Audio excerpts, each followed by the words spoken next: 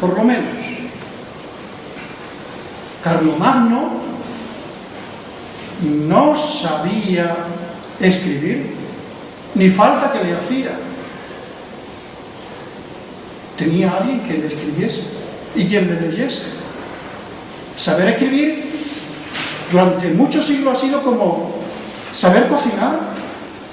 Ana, ¿usted sabe cocinar? Saber cocinar es una servidumbre. Es mucho mejor tener a alguien que me haga la comida. Es mucho mejor tener a alguien que me lea y que me escriba las cosas. Saber escribir era de unos poquitos y estudiar menos todavía. Este edificio que se creó aquí, podemos decir provisionalmente, el artículo dijo, ya lo he dicho antes, no, la universidad la fundo yo, pero donde yo quiera, para tener control. Bueno, pues, esta universidad ha servido de Universidad de Granada hasta el año 1767. Durante 2 siglos y medio, y era más que suficiente.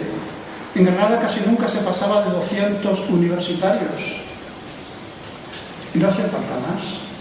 Unos cuantos para curas, otros cuantos para abogados y otros cuantos, muchos menos, para médicos. En medicina, he creado las matrículas y hay 5, 6, 7 estudiantes de medicina. Algunos hacían unos cuantos años y después se marchaban. Por lo tanto, no se estudiaba. Los colegios, a su vez, eran muy pequeños. Alrededor de 12 colegiales, casi menos, nada más. Bueno, este consiguió un colegio de 30 colegiales. Tenía unos aires de grandeza. Don Pedro de Castro era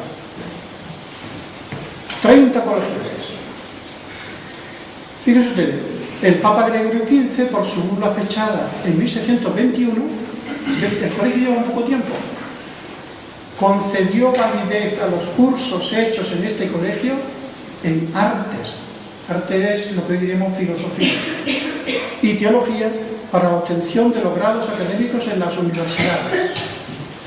Para que lo entiendan, el colegio de Sacromonte está desde aquí por lo menos 3 kilómetros o más. Entonces, basado en la distancia a la universidad, consigue del Papa el que los estudios hechos aquí tengan validez. Y después ya, porque entonces prácticamente no había exámenes. Los exámenes eran solamente exámenes finales, como reválidas. Curso y cursar significa hacer un camino. Se probaban los cursos buscando a 2 individuos que dijeran, juraran que lo habían visto estar en clase. Así se aprobaban los cursos. Pero claro, después llegaba el examen final. El que no sabía, no pasaba, no tenía el título. Ahora muchas veces los alumnos no van a clase. ¿Pero para qué? Si es un rollo de demás. Bueno, pues... Entonces era así en ese sentido. Se iba a clase cuando se quería, pero claro, había un cierto control. Pero después, en las reválidas que había, era donde lo pagaban. Porque era muy difícil superarlo. En ese sentido. Bueno, pues el Papa le concede el privilegio al Colegio del Sacromonte de sus cursos tienen validez para poder examinarse de grados. Entonces los grados eran 3: bachillerato, licencia y doctorado. El bachillerato no es el bachillerato que nosotros decimos ahora. El bachillerato era, por decir, lo que hoy se llama grado. El primer ciclo de educación superior era bacalaureatos. Después el segundo ciclo, licencia, y el tercero, el doctorado, era casi más bien de prestigio. Y había que pagar tanto que era más bien cosa económica.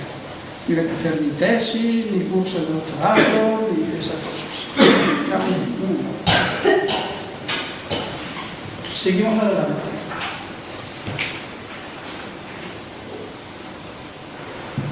Siendo rector de la Universidad Pedro de Ávila, el Colegio de Salamanca obtuvo el privilegio de la remisión de la tercera parte de los derechos a pagar en la colación de grados. La colación de grados es decir, cuando uno quería graduarse, tiene que pagar una cantidad de tasas académicas enormes. Porque había que pagarle a todos los que fuesen doctores, ya fuesen de la universidad. No solamente dando clases, sino todos los que fuesen doctorado y viniesen. Había que pagarle a todos los empleados de la universidad y hay que pagar unas tasas a la vez. Y entonces consiguieron que a los alumnos del Sacromonte se les hiciese la remisión de una tercera parte. Pagaban la tercera parte de las tasas académicas. Ustedes conocen el colegio de San Bartolomé y Santiago. Bueno, el colegio de Santiago es el último que se funda. Hasta ahora no he dicho nada. Claro, colegio eclesiástico, colegio real, colegio de San Miguel, colegio de Santa Catalina. Bueno, pues exactamente en el año 1649, bastante tiempo después, es decir, casi un siglo más tarde que otros colegios y 50 años más tarde que este, un señor de Granada que era genovés, que deja una hacienda muy importante, se la deja a los jesuitas para que funden un colegio, que se llama Colegio de Santiago, 1649. Ese colegio comienza muy bien, porque podemos decir lo que queramos, pero los jesuitas impusieron en el colegio una disciplina académica y eso funciona intelectualmente. Al mismo tiempo dejó una renta muy considerable, muy considerable. Ese colegio, el de Santiago solamente, dura hasta el final del siglo 1600, concretamente hasta el año 1687, que se cierra, estuvo un tiempo cerrado. Pero otro individuo deja en su testamento dinero para fundar un colegio en Salamanca, para que los granadinos, claro, Salamanca era, es decir, la ciudad Harvard, ¿no?, de ahora, o era Salamanca entonces. Bueno, pues que allí vayan los mejores. Y el arzobispo, cuando se murió el tío dice, y en Salamanca, pues cambió el testamento, cosa que no puede hacerse, pero que se lo hizo, y le dijo, no, esa votación la unimos con la de Santiago, y como ese señor se llamaba Bartolomé Veneroso, pues el colegio se llamará de ahora en adelante San Bartolomé y Santiago de la Vida. El colegio de San Bartolomé y Santiago era el colegio rico de Granada, regido por los jesuitas. El colegio del Sacromonte, bueno, pues un colegio bien, pero tan lejos que participaba poco de la vida estudiantil de aquí. El colegio de San Miguel lo despreciaban porque le decían el colegio de los niños, como fue colegio de niños moriscos, y además tenían rentas bajísimas. Aquí entraban los pobres y por enchufe, que era pues los sobrinos de los canónigos, los amigos del arzobispo que buscaban algo, entraban en este colegio. Y tenemos en Granada 3 colegios menores, es decir, hay 2 colegios mayores y 3 menores: el Sacromonte, San Miguel y Santiago, que está aquí, más para acá. Santiago está fundado ahora mismo en la casa del fundador, y aquí ya es su casa. Anteriormente tuvo una colocación un poco más para acá en San Jerónimo, pero ya se perdió. Y ya entonces, vean ustedes que es el único colegio que ha pervivido. Ha pervivido porque, por sus rentas. Este colegio, este y este, se sostenían con lo que se llaman los diezmos, una parte de los diezmos. Entonces no había IRPF.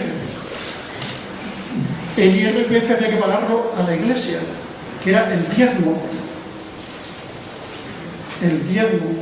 y que tenían que pagarlo en contra de su voluntad, pero tenían que pagarlo. ¿Por qué? Porque la Iglesia, en vez de enfrentarse directamente con los fieles y decirle a cada uno, oye, págame la 10ª parte de tus ganancias, si han nacido 3 ovejas, 10 ovejas, una niña. Si han nacido tantos cabritos, si tú tienes 10 fanegas, una parte. Entonces, lo que hacía la Iglesia era alquilarlos a alguien, había una subasta, y un individuo decía, yo me quedo con los diezmos de, poner, Herodes, ¿no? Y ese individuo pues iba allá a Herodes y procuraba sacar bien el diezmo. Bueno, pues del diezmo que cogía la Iglesia había que pagarle los curas, hacer las iglesias, hacer beneficencia, los hospitales eran de la Iglesia, y hacer la enseñanza, la docencia. Y de eso se costeaban los colegios estos. Santa Catalina, San Miguel, Colegio Real. Y de las rentas que le dejó don Pedro de Castro. Don Pedro de Castro era hijo del virrey del Perú y gastó toda su fortuna y mucho más en comprar todo ese monte, edificar aquel colegio y dejarle una dotación para que sostener a aquellos curas y aquellos individuos que estaban allí estudiando.